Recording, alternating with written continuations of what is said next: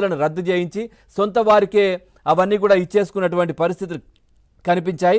YCP నేతల దౌర్జన్యాలతో ఇటు భూములు మైండ్లు లీజులు కోల్పోయిన వారు ప్రభుత్వానికి ఫిర్యాదు చేయండి అంటూ కూడా నిన్న చంద్రబాబు నాయుడు చెప్పడం జరిగింది. సో ఈ అంశానికి సంబంధించి మనం చర్చలోకి వెళ్లే ముందు ఒకసారి మా చిత్తూరు కరెస్పాండెంట్ మనోహర్ రెడ్డి కూడా సిద్ధంగా ఉన్నారు. ఒకసారి ఆయనతో మాట్లాడదాం అసలు పరిస్థితి ఏంటో. మనోహర్ రెడ్డి, నిన్న చంద్రబాబు నాయుడు ఈ గనులకు సంబంధించి కూడా పూర్తిగా శ్వేతపత్రాన్ని రిలీజ్ చేయడం జరిగింది. దాంట్లో పెద్దిరెడ్డి కీలక పాత్ర, అంటే అప్పుడు మంత్రిగా ఉన్నారు, దాంట్లో యథేచ్ఛగా దోచుకున్న పరిస్థితి. సో జగన్మోహన్ రెడ్డి పెద్దిరెడ్డి కనుసన్నల్లోనే పూర్తిగా గనుల శాఖ కూడా ఇటు పూర్తిగా నిర్వీర్యమైనటువంటి పరిస్థితులు కనిపించాయి. అటవీ సంపద, ముఖ్యంగా ఎర్రచందనం, మనం తిరుపతిలో చూస్తే కనుక గతంలో టీడీపీ ప్రభుత్వం ఉన్నప్పుడు ప్రతిరోజు కూడా ఎక్కడో ఒక చోట ఎర్రచందనం దుంగలు పట్టుబడడం కావచ్చు, పోలీసులు కూంబింగ్ నిర్వహించడం కావచ్చు, ఇట్లాంటివన్నీ జరిగేవి. కానీ జగన్మోహన్ రెడ్డి అధికారంలోకి వచ్చిన తర్వాత పూర్తిగా ఎక్కడా కూడా అట్లాంటి పరిస్థితులు కనిపించలేదు. ఓవరాల్గా అప్డేట్స్ ఏంటి వీటికి సంబంధించి? పవన్, వైసీపీ 5 ఏళ్ల పాలన కానీ ఒకసారి మనము వెనకాల కానీ తిరిగి చూసినట్లయితే ఎన్నో ఆసక్తికరమైన అంశాలు కూడా వెలుగు చూస్తాయి. వైఎస్ జగన్మోహన్ రెడ్డి తరువాత రెండవ వైసీపీలో అతి పెద్ద నాయకుడిగా, రెండవ ప్రాధాన్యత కలిగినటువంటి వ్యక్తిగా పెద్దిరెడ్డి రామచంద్రారెడ్డి వ్యవహరించినటువంటి పరిస్థితి. ఈ 5 ఏళ్ల కాలంలో ఆయన చిత్తూరు జిల్లాలో కాదు, ఆయన ఇన్ఛార్జిగా ఉన్నటువంటి అనేక జిల్లాల్లో కూడా అనేక రకాల అవినీతి అక్రమాలు అనేది ఒక్కొక్కటిగా ఇప్పుడిప్పుడే బయట పెడుతున్నటువంటి పరిస్థితి మనం చూస్తున్నాం. ముఖ్యంగా అటవీ శాఖ కావచ్చు, అదేవిధంగా గనుల శాఖ కావచ్చు, ఈ రెండు అత్యంత సహజ సిద్ధమైనటువంటి వనరులకు నిలయమైనటువంటి 2 శాఖల్లో కూడా అవినీతి అక్రమాలు అనేది వేల కోట్లలో జరిగినటువంటి పరిస్థితి. అంటే గతంలో మనము అనేక సందర్భాల్లో కూడా అనేక ప్రభుత్వాలు కూడా అధికారంలోకి వచ్చినటువంటి పరిస్థితులు ఒక శాఖను మాత్రమే ఒక వ్యక్తికి మంత్రి పదవి కేటాయిస్తారు. అందులో ముఖ్యమైనటువంటి 2 శాఖలు, అటవీ శాఖ, గనుల శాఖ, 2 కూడా అనుసంధానమైనటువంటి, ఒకదానికొకటి లింక్ ఉన్నటువంటిది.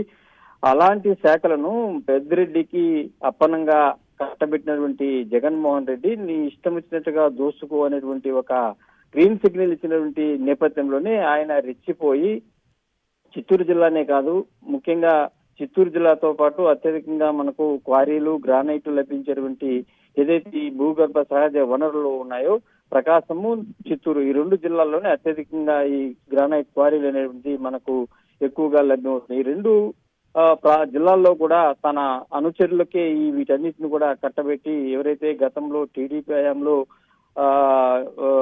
గ్రానైట్ క్వారీలను నిర్వహిస్తున్నటువంటి పరిస్థితుల్లో వాళ్ళందరూ కూడా భయభ్రాంతులకు గురి చేసి వారిని బలవంతంగా నానా ఇబ్బందులు పెట్టి వారి నుంచి దౌర్జన్యంగా ఆ క్వారీలను లాగేసుకుని తన సొంత ఖాతాలోకి చేసుకున్నటువంటి పరిస్థితులు కూడా మనం గతంలో అనేక సందర్భాల్లో కూడా చూసాం.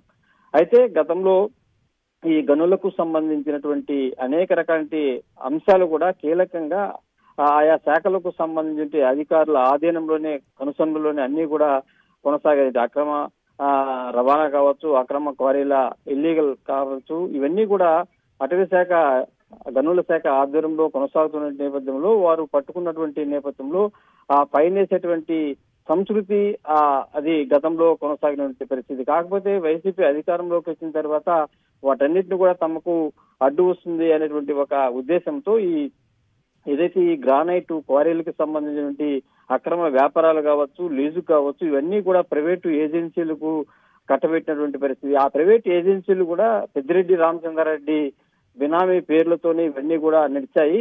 ఆ సందర్భంలో అనేక మంది గ్రానైట్ వ్యాపారులు తమ వ్యాపారాలను కూడా వదులుకున్నటువంటి పరిస్థితి. అంటే ఒక్కొక్క గ్రానైట్ వ్యాపారికి దాదాపు లక్షల్లో, కోట్లలో ఫైన్, పెనాల్టీలు వేసి వారిని అనేక రకాల ఇబ్బందులకు గురి చేసి తమ సొంత ఖాతాల్లోకి తమ సొంత మనుషులను పెట్టి ఇల్లీగల్ గా, అక్రమంగా ఈ క్వారీ కార్యక్రమాలన్నీ కూడా కొనసాగించి కోట్లాది రూపాయలు దడ్డుకున్నటువంటి పరిస్థితులు. ఇవన్నీ కూడా ఇప్పుడు టీడీపీ హయాంలోకి అధికారంలోకి వచ్చిన తర్వాత వీటన్నింటిపైన కూడా చంద్రబాబు దృష్టి సారించినటువంటి పరిస్థితి.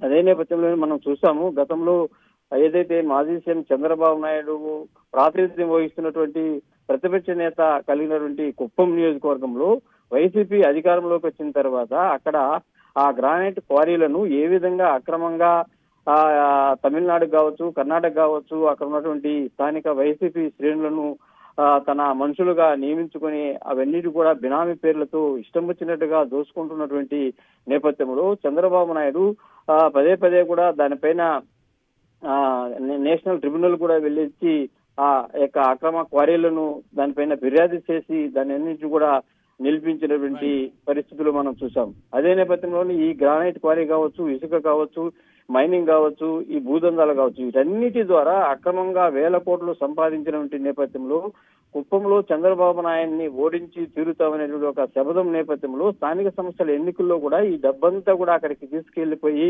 ఆ సర్పంచ్ ఎన్నికల్లో కావచ్చు, ఎంపీటీసీ, మున్సిపాలిటీ ఎన్నికల్లో కూడా ఇష్టం వచ్చినట్టుగా ఖర్చు పెట్టి ఎవరిని కూడా నామినేషన్ వేయకుండా ఎన్నికల్లోనూ అనేక రకాలంటి అవినీతి అక్రమాలకు పాల్పడి దౌర్జన్యాలకు ఒడిగట్టి అక్కడ టీడీపీని ఎదగనీయకుండా చేసినటువంటి సందర్భాలు మనం అనేక సందర్భాల్లో కూడా చూసాం.